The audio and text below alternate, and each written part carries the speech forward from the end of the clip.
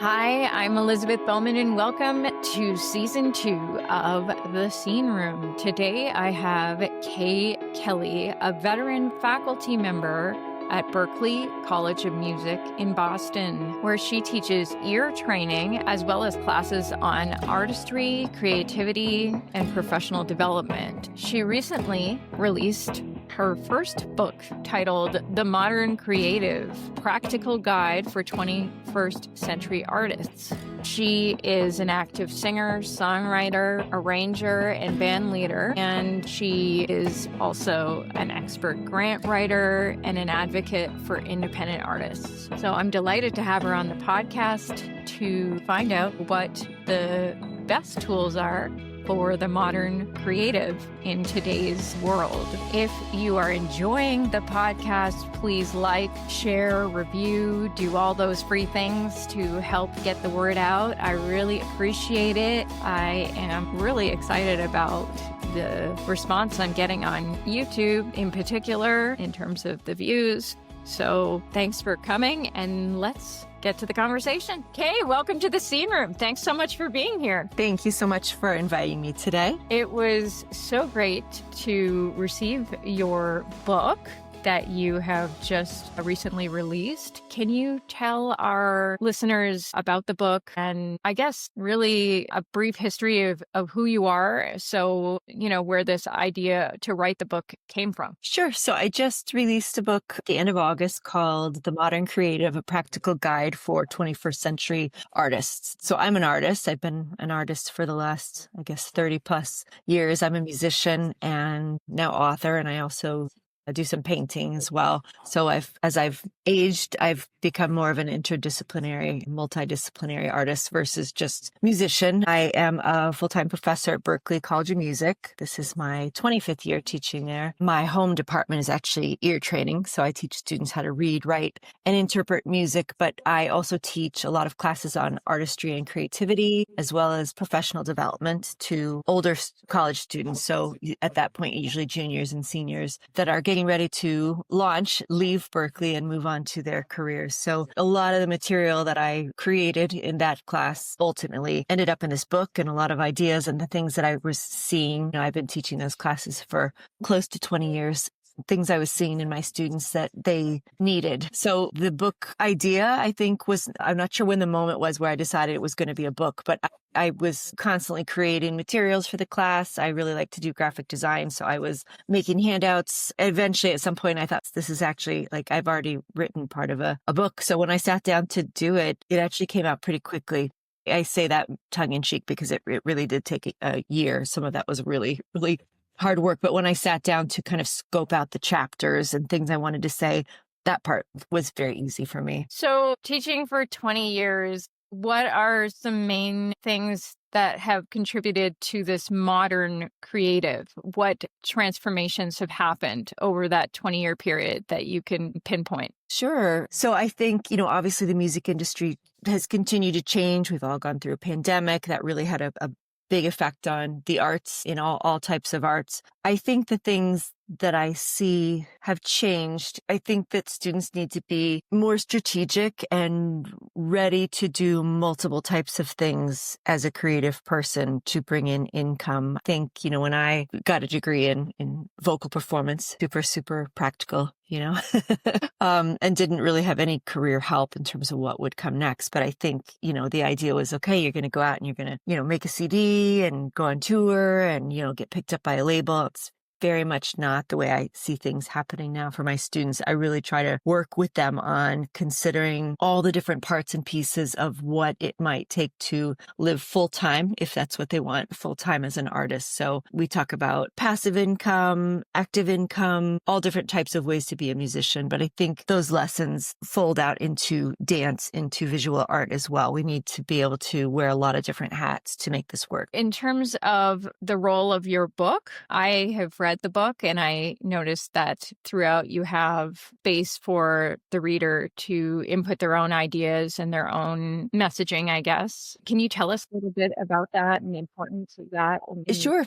Sure. At the end of every chapter, I've got a couple pages for writing, journaling, prompt questions. The book is a little bit more of a workbook, so it allows the reader to work on some of the concepts that are talked about in the book. So, for instance, learning how to write your narrative as an artist, who you are, what you believe in, what you're trying to say with your art. I've got workbook space for visualizing your creative space and what things are important to you for your creative space, your creative habits. At the end of the book, I have a section for alternative funding for artists, and I've got a big chunk of information about artist grants in there. So there's actually workbook pages to try to write your first mini grant assignment. How do you define success as an artist today, in your opinion, with all the metrics we have and I guess the now social media that we didn't used to have? I think all that's changed kind of everything. For me, for most artists that are kind of in the mid-career, I think success for me right now means being able to say yes and no to projects that I align with. And those are things I could not do in my 20s or 30s. I needed to say yes to everything so I could pay the bills. Pretty well established now, so I can really choose the projects that I feel deeply aligned with. And I'm okay saying no to things that, it's hard to say no as an artist. Maybe a lost opportunity or lost income. There's always the fear of missing out. And to be able to say, nope, I'm okay to let that project go. Someone else will appreciate that. And I'm going to stay in my lane. In terms of the skills that have to be developed, obviously there's the importance of being an entrepreneur as an artist. And I think that that's been important for the last, I guess, at least 10 years. Like it started emerging. And how has that transformed things? And what particular entrepreneurs' skills do you think are at the top in terms of necessity? I think, honestly, so much of the success of artists that I see, artists in all genres, it doesn't always have to do with the talent of that artist, of the best musician, the best artist, the best dancer. So much of it is really the professionalism they carry with them, their work ethic, their persistence to stay in the game. Like that part is maybe the hardest because this is a hard kind of like who can stay in this the longest. That person is going to still be standing. But I think it's a lot of that old fashioned work ethic, being able to communicate well, answer your text, say yes to the gig, say no to the gig, but say something right away. And also just the strategy of looking ahead. And I find that is something emerging artists still need help with, but they are very savvy in knowing that they're going to have to be an entrepreneur and learning the different facets of what they can do with their artistry. So in season 2 of The Scene Room, my overarching theme is community engagement, because I think that is the main ingredient necessary in terms of performing arts organizations becoming more successful. And then also, I would say that for artists, that's very important, the role of community and the artist. How would you advise an artist to connect with their community or engage? In the United States, at least, almost every state has an arts council of some sort, and a lot of them are local. Like Massachusetts, for example, has 329 cultural councils. Those are 329 towns that have cultural councils, local cultural councils that are run by volunteers. So that's just an easy email, phone call, check in with them. Often they need volunteers. Not every artist wants to do that. I can say I've done that, and it was one of the most rewarding things I've done in my life. Letting them know they exist, that you're there for them. The community that I live in, we work a lot with artists, and we've really built up arts and culture in our community. I can say this month we have a brand new mural that's painted across our train station, which is just really something special. It goes around the whole building. That was created by a local artist in my town who apparently is on the cultural council as well. I think there's a lot of ways to get involved. I really enjoyed bringing in, as an arts leader in my town, bringing in other talent into my town. I thought that was an important thing to do to kind of change things up a little bit.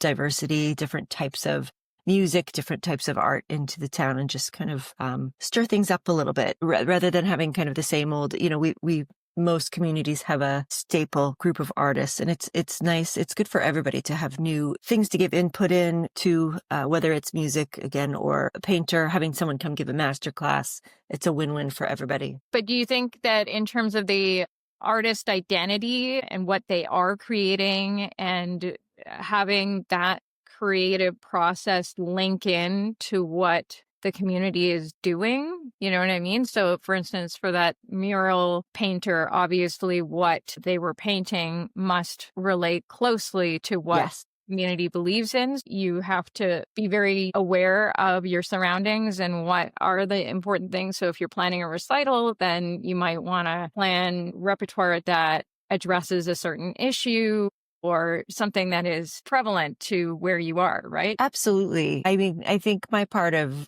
working in my community as an artist has been to help our community heal from a pandemic where we weren't able to communicate.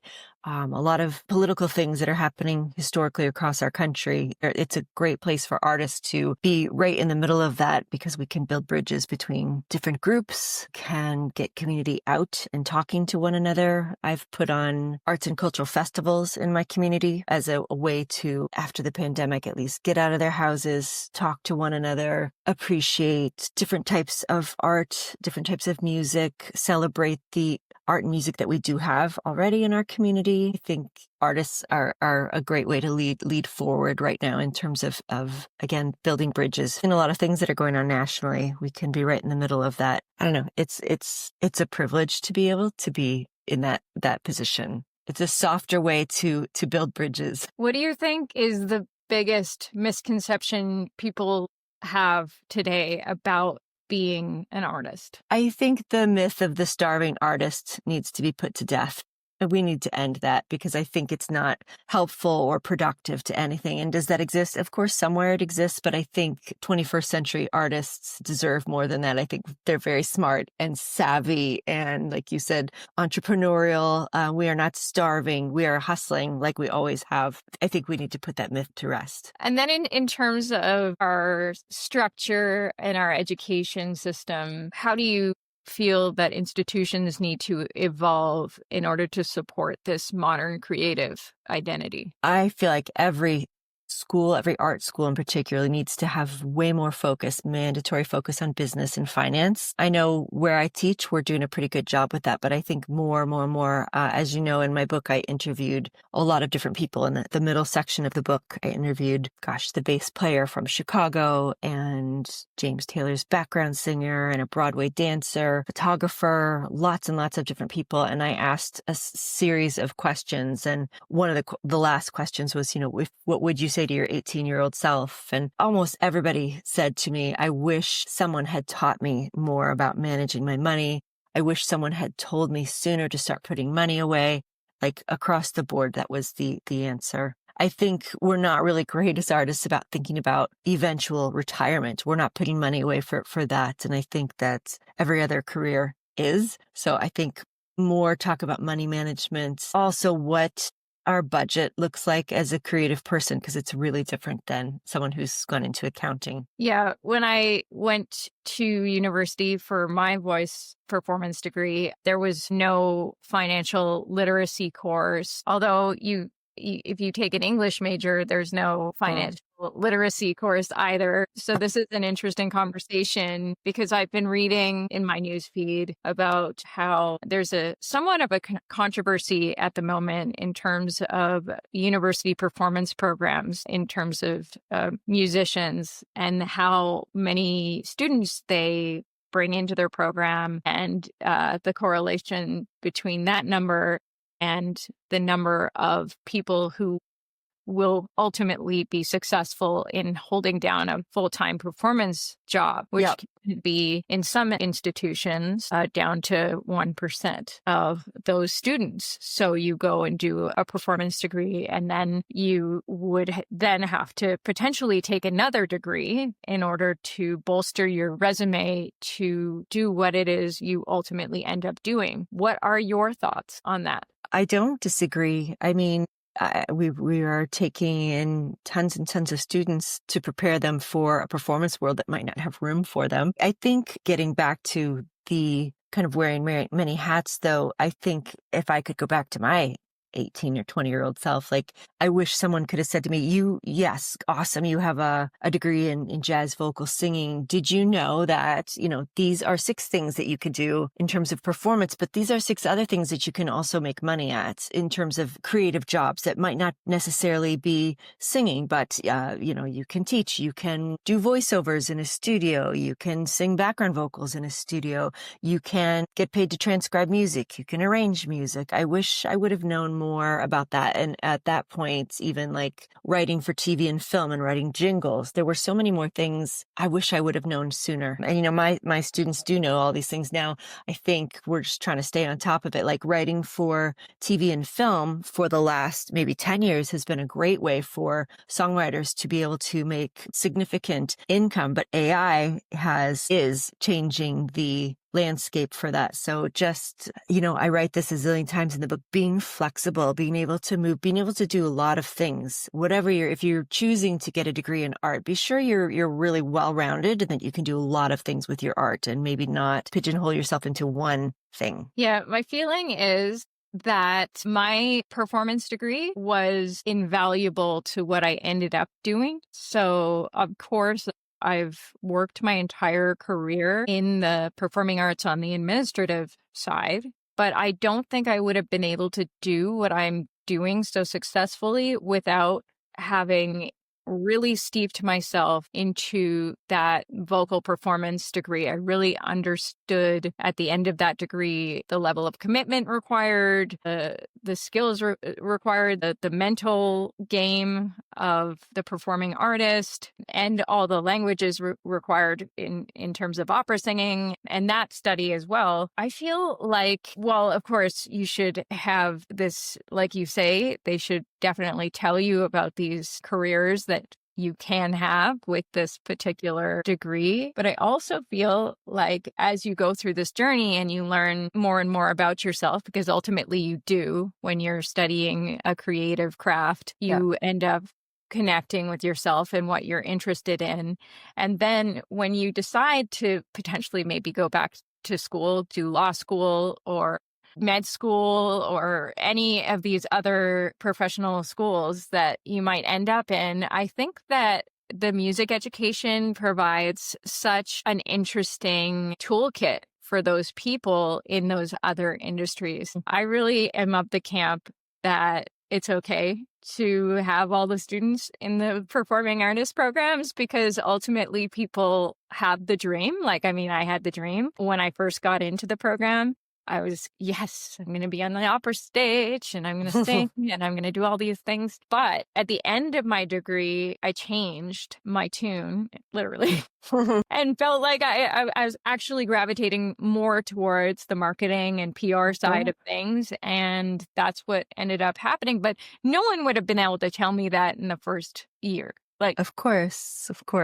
I think one thing we tend to overlook is generally creative people. I think going to college is a great idea. I think it's also financially very, very difficult in our country. I think you learn all of these different skills. Creative people are generally really good problem solvers, and having a 4-year degree where you're really around other creative people all the time, you're around creative professors, I think that's invaluable. And whether you go on to get a law degree or a medical degree later, awesome, because, I think those careers need creative problem solvers that are able to think outside of the box. We need that in every career. I think so many transferable skills like public speaking and, all of these CEOs getting up to talk. I mean, they would all benefit from a degree in voice. Yeah.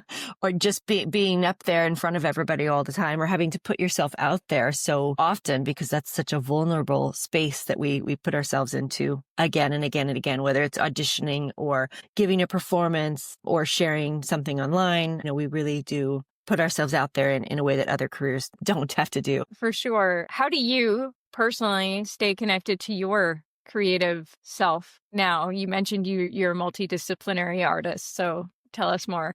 Yeah. So side note, but goes wrong. I'm also a mom of 4 kids, 6 pets, busy household. And as I've gotten older and really been able to verbalize and figure out like what it is that I need to be creative, the thing that I need the most is silence and privacy. Those are the things that I know that I need to be creative. And everybody's different. Some people do need loud music, and for me, I need a closed door. And as you can imagine, that's pretty tough to do. I have figured that out. It took me a long time, and I've written a little bit about that in my book, just about creative spaces. And like for me, having doors that I can close now and some silence and some privacy has doubled my production. But I also feel like, I think when I was a younger mom, I always was so worried I was going to fall behind as an artist. I wasn't going to be able to keep up or to be productive. And that was true for a while, that I did have to take a break. Having kids for me, I had a lot of acid reflux with pregnancy, with both my pregnancies, and those all-nighters you're playing with kids really wreck your voice. So I did step away.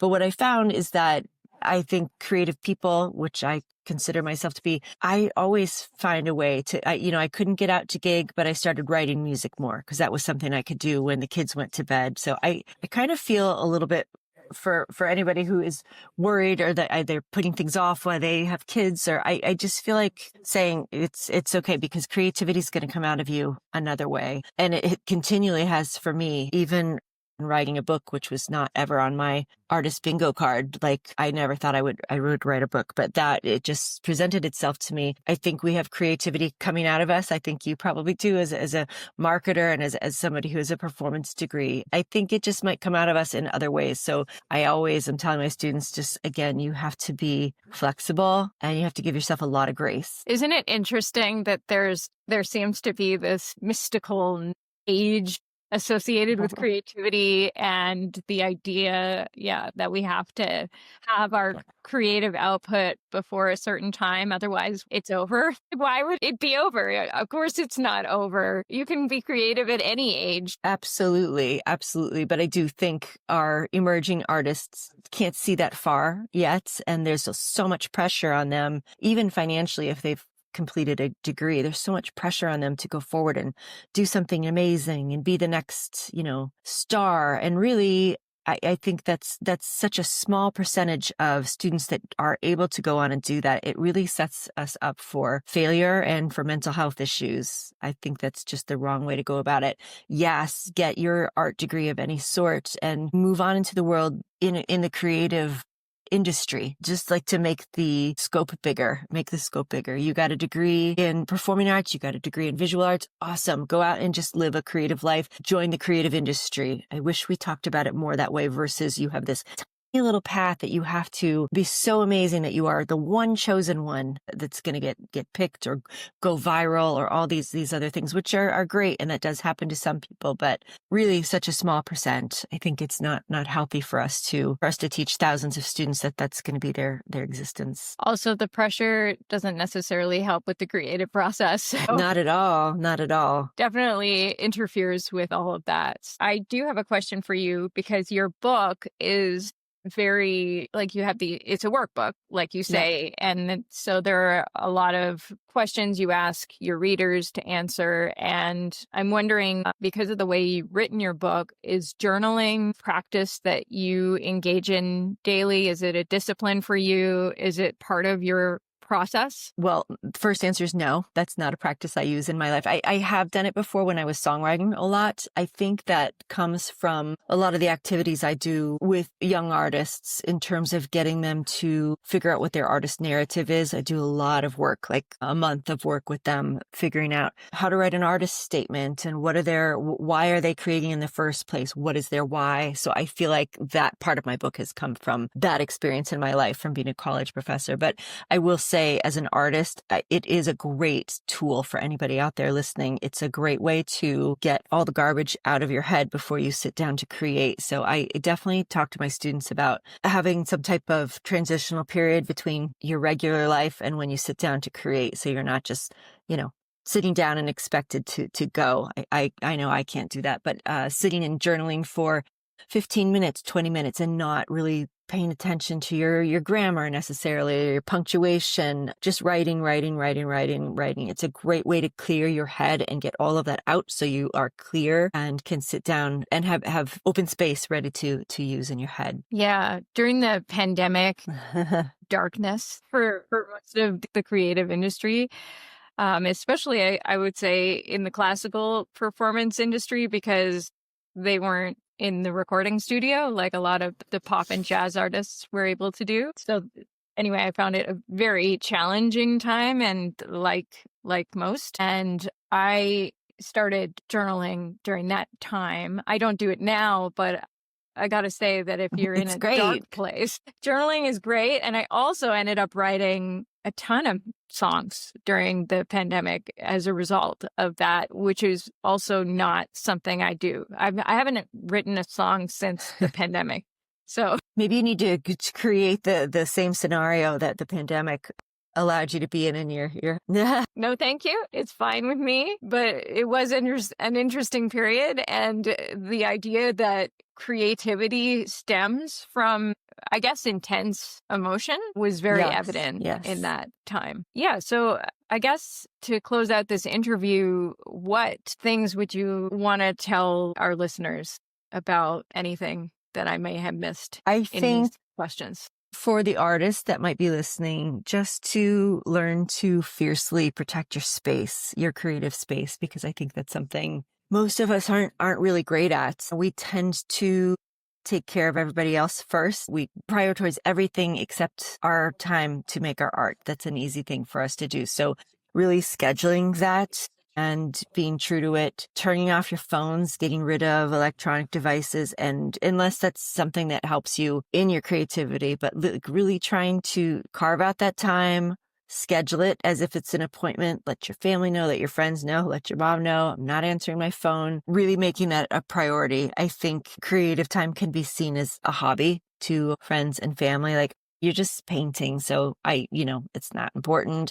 I really need you to do this. And for those of us that are either trying to make a living through this or just trying to create something important, it is something we have to teach the people around us. I am going to do this. This is my time. I need to do this. Being able to set those boundaries and recognizing that you need them, because otherwise everybody else will take up your space. Yeah, especially in this world, like you say, these phones constantly grabbing our attention and distracting us. I think that that's really impeding on a lot of the creative process in general. So putting down the phone, putting it on airplane mode. It gets tricky. I think, a lot of students will use apps that help them with their creativity also. So it's, whether it's having grooves on your phone to write to as a musician, keeping a metronome, recording. There's so many things that can be helpful as an artist, but it's locked into your texts and your notifications as well. So it's really, you have to be very disciplined to turn everything off if that's the way that you want to use your phone during creative time. It's just too easy to get a message from someone and get derailed. So if it's possible for you to put your phone in another room to create, I highly recommend that. Great. Well, thank you for being in the scene room. So wonderful to talk to you. And I hope that our listeners will check out your book. Thank you so much. They can find me at One Creative Life in most places, most social media. And my website is kayekelly.com, where I have everything there, the new book and how to book me for speaking and singing. Thank you.